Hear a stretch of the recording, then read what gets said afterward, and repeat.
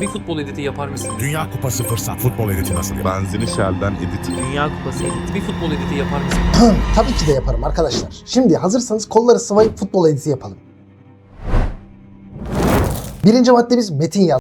Sağlam bir metin için yapay zekaya basit promptlar yerine daha detaylı promptlar yazmalıyız. Hedef kitle, teknik, tarzın neyse artık. İkinci madde seslendirme. Burada iki yol var. Birincisi Eleven Labs. Burada yüzlerce ses var. Sol menüden metinlerinizi yazmaya başlayabilirsiniz. Burada dikkat etmeniz gereken şeyleri önceki videolarınızda anlatmıştım. Bütün metni yazarsanız ruhsuz ve robotik sonuçlar alırsınız. Bunun yerine cümle noktalama işaretleri kullanmalısınız. Bir diğer seçenek de kendi sesinizi kullanmak. Hem özgünlük sağlar hem de gerçek ses oluşturur. Görüntü oluşturma. Görüntüleri Google Flow'dan, ChatGPT'den, Gemini'den, Midjourney'den, Click AI'dan ya da Google'dan araklayabilirsin. CapCut'ta yeni bir proje oluşturalım. Senaryoya göre oluşturduğumuz görselleri projemize aktarıp zaman türeline ekleyelim. Proje ayarlarını 4K 60 FPS ayarlayalım. Görüntü ve ses aynı katmandaysa sağ tıklayıp sesi ayıkla deyip sesinizi ayırabilirsiniz. Nefes boşluklarını silmek için ses katmanındayken deşifre metin diyerek otomatik olarak boşlukları silebilirsiniz. Size zaman kazandıracaktır. Sesleri şimdi en sol tarafa yapıştıralım. Şimdi arada yine de boşta kalan nefes boşluklarını silelim. Sonra bunları birleştirelim. Eğer böyle tek tek uğraşmak istemiyorsanız sağ tıklayıp tüm boşlukları kapat diyebilirsiniz. Birleşik klip oluştur ve sesler artık tek parçada. Nefes boşlukları silindi. Artık akıcı bir ses var. Futbolun işinde bu çok önemli. Ses efektleri için ise Epidemic Sounds'u kullan. Her türlü telifsiz müzikler var. Her türlü ses efektleri de var. Buradan oluşturduğumuz sesleri indirebiliriz.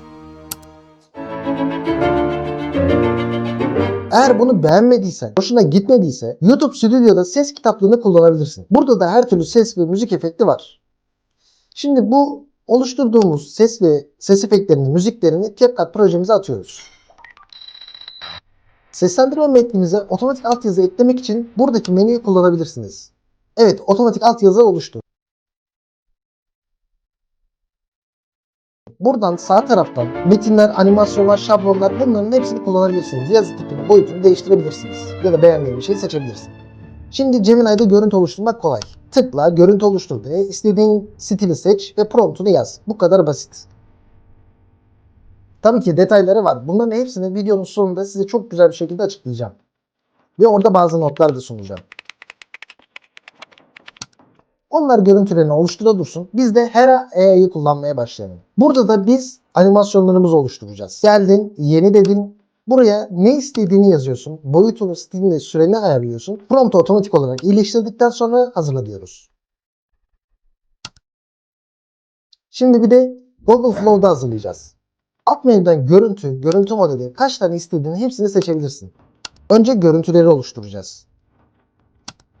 Gemini'nin oluşturduğu fotoğraflar var. Mesela fotoğrafı beğenmediysen sürükle bırak yaparak yeniden düzenlemesini isteyebilirsin. Mesela metnini de beğenmedin. Değiştirebilirsin. Google'dan metnine göre fotoğraflar aratlayabilirsin. Telif derdi çok sıkıntılı olduğu için Google Stock video ve görseller bu konuda önemli. Futbolun işin en sıkıntılı yanı kesinlikle teliflerdir arkadaşlar. Bununla ilgili bir video yapmıştım, anlatacağım. Gemini fotoğrafı oluşturdu. Fotoğrafı beğenmediysen üzerine sürükle bırak yaparak değiştirebilirsin demiştim. Şimdi stok görseller, stok videoları oluşturmak için Pixabay'ı kullanabiliriz. Buraya istediğiniz promptu yazın, ücretsiz olarak kullanabilirsiniz. Şimdi hazırladığımız görüntüleri, videoların hepsini indirelim. Animasyonumuzu indirelim. Şimdi bunların hepsini CapCut projesine atalım. Ve görselleri seslendirme metnine göre, ritme göre kırpıp kesiyorum. Uzun videolarda altyazı kullanmanız saçma olacağı için bunları kaldırıyorum. Seslerimizin altına bulduğumuz müzikleri ekleyerek ses yüksekliğini düşürüyorum. Konuşmanın müzik ses seviyesine göre oynuyorum.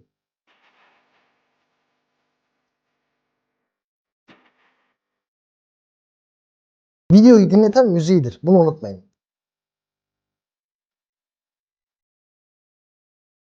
Fotoğrafların arasına geçiş efektleri koyuyoruz. Buradaki menüden geçişleri ayarlayarak iki fotoğrafın arasındaki geçişleri güzel bir şekilde tasarlıyoruz. Gördüğünüz gibi karartmalar. Bunları bütün görsel ve videoların arasına koyuyorum. Hepsi tamamen bir ritme uyum sağlamak için.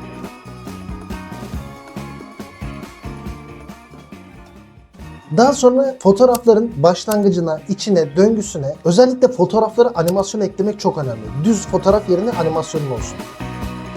Şimdi geçiş efekti koyduğum yerlere videoya ses efektlerini mutlaka ekliyorsunuz. Geçişlerde vuruş sesleri vesaire. Bunlar CapCut'ların içerisinde de var. Dediğim gibi Epidemic Sound'dan vesaire bulabilirsiniz. Bunların hepsini linkini altına koyacağım. Epidemic'te şöyle güzel bir olay var. Mesela asistan kısmına giderek istediğin ses efektlerini yazarak bulabiliyorsun. Mesela yavaş geçim, hızlı geçim, ne bileyim kapı sesi, futbol top sesi her şeyi bulabilirsin. Biraz uğraştırıyor ama gerçekten kaliteniz artacaktır. Bunları da tek tek gidip zaman türevlerimize ekliyoruz. Geldik kapak fotoğrafı yapmaya. Burada Canva'yı kullanalım. Tasarım oluştur dedik. Buraya futbolla ilgili alakalı bulabildiğimiz şeyleri bulduk, yükledik. Üzerinde istediğiniz değişikliği yapabilirsiniz.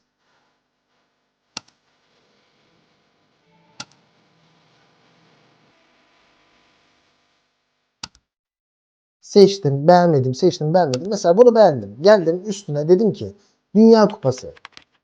İşte Türkiye kaçıncı olur? Türkiye birinci mi olur? Sonra bunu geldik YouTube'a yükleme aşamasına. Yükle dedik. Şimdi başlıklar için yapay zekayı kullanacağız. Açıklama metnini yapay zekaya yazdıracağız. SEO uyumlu olması çok önemli. İlk bir iki cümlenin önemini özellikle belirtmeniz lazım. Kapak fotoğrafını yükledik. VidIQ gibi araçlarda otomatik kapak fotoğrafı yapıyor. Beğenmediyseniz mesela bu yazıyı değiştirebilir miyiz vesaire deyip değiştirebiliyorsunuz. Etiketleri yapay zekadan trend analizlerine göre yapalım. Bunlar önemli. Beğenmediğim etiketleri çıkartıyorum. 500 karaktere dikkat edin. Dilini seçtiniz. İşte burada kategori kısmını özellikle spor olarak seçin. Bu çok önemli. Yanlış kitleye gitmesin. Daha sonra videonuzu işte dışarı aktar demeyi unuttum. Onu göstereyim. 4K'ya 60 FPS çektik ve bu kadar. Arkadaşlar adım 1. Niş bulmak. Bunun için YouTube'da gezinerek niş bulabilirsin. Veya yapay zekayı darlayabilirsin ya da yeni fikirler bulabilirsin. İkinci adım senaryo yazmak. Burada yapay zekayı kullanacağız. Bunun için Claude'u, Gemini'yi veya ChatGPT'yi kullanacağız. Üçüncü adım seslendirme. Bunu yaparken Eleven Labs'i kullanacağız ya da kendi sesinizi kullanacaksınız. Dördüncü adım görsel ve videolar bulma. Bunun için tabii ki de yapay zekadan ChatGPT'yi, Google Flow'u, Gemini'yi, Google'ı ve Midjourney'i ya da stok videolardan bulacağız. Beşinci adım müzik ve ses efektleri. Bunun için YouTube ses kitaplığını ya da Epidemic Sound'u kullanacağız. Bir sonraki adım düzenleme adımı. CapCut, Premiere Pro ya da DaVinci Resolve'u kullanabilirsiniz. Yükleme ayarları. YouTube'da yükleme ayarları çok önemlidir. Nişinize göre uyarlama yapacaksınız ama kategori en önemli durumdur. Bunun için sporu mutlaka seçmelisiniz. Başlık ve etiketleri Cloud'dan, Gemini'den ya da ChatGPT'den alabilirsiniz. Kapak fotoğraflarını Midjourney'den, ChatGPT'den ya da Gemini'den yaptırabilirsiniz. Ve en önemlisi tabii ki de sabır. Büyük başarı zaman alır.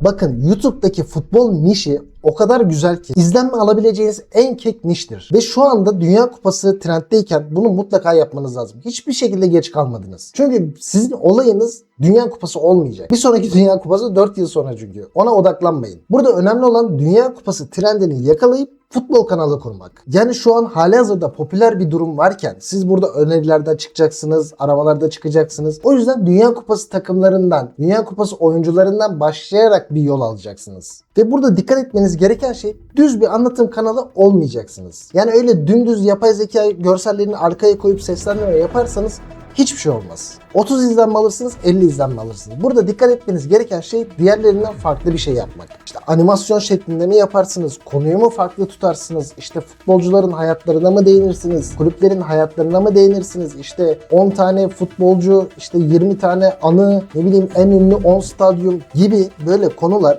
her zaman tıklatır ve evergreen'dir. Ve futbol kesinlikle bitmeyecek. Yani bunun transfer sezonu var, işte ligler başlayacak, o var vesaire vesaire. Sonuna kadar konu var. Tek yapmanız gereken dikkat çekici şeyler yapmanız lazım. Size ufak bir tavsiye vereyim. Arda Güler Kenan Yıldız. Bunlar %100 şekilde izlenme potansiyeli yüksek futbolcular. Ben ilk futbol kanalını açtığımda, bu arada o videoyu izleyebilirsiniz. İlk futbol kanalını açtığımda 10 günde 700 bin izlenmeye ulaştı. Sonra tabii telifler falan filan kanal kapandı ama önemli olan şu. Futbolun işi her zaman izlenir. Sadece uzun video yapıp bırakmayın. Bunları shortslarla destekleyin ki kanalınız birden ivme kazansın. Ve mümkün olabildiğinizce Dünya Kupası bitmeden kafanızı abi gömün bilgisayara, sürekli içerik yapın. Bakın bu fırsat bir daha kolay kolay gelmez. Yani 4 yıl sonra gelecek. Tabii ona da artık ne olur bilmiyoruz. İnşallah videoyu beğenmişsinizdir. Beğenmeyi ve abone olmayı unutmayın. Haftaya görüşmek üzere.